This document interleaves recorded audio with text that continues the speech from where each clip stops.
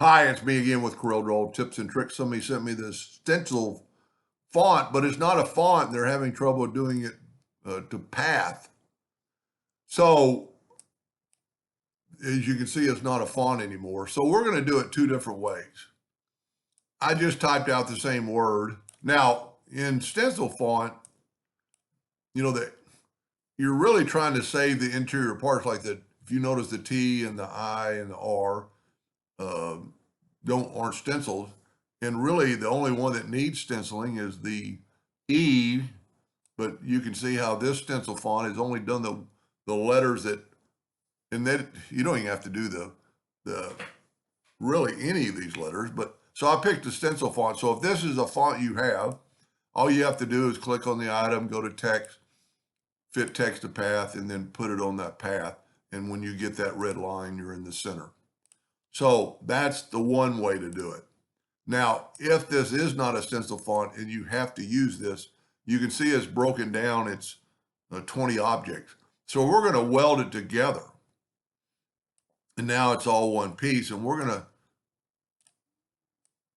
what we could do to make sure it's in the center, we can go EC, and then we could take this font and get the four-sided cross and hold down the control button and kind of put that center of it right in the center. Now we're going to get the envelope tool. Let me zoom in here. We're going to get the envelope tool, and we're going to take away these two notes. Now I'm going to take this one and I'm going to bring it straight down, but then I'm going to take this and make that curve, try to get it right on that line. I'm going to bring this one straight down, or try to, and then bring up the curve. Now to get this other one, my suggestion would be to take your line, holding down the control button, and bring it up, say about maybe there. Well, we don't need it. Tell you what, let's keep it.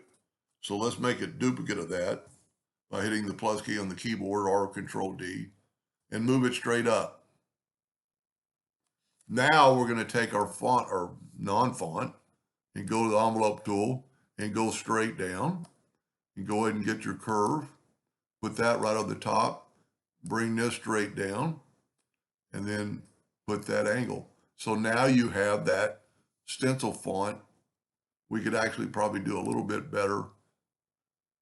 Well, we're pretty close. The letters aren't quite touching right there, but we could, if you had to have it on that line, you could bring this down a little bit.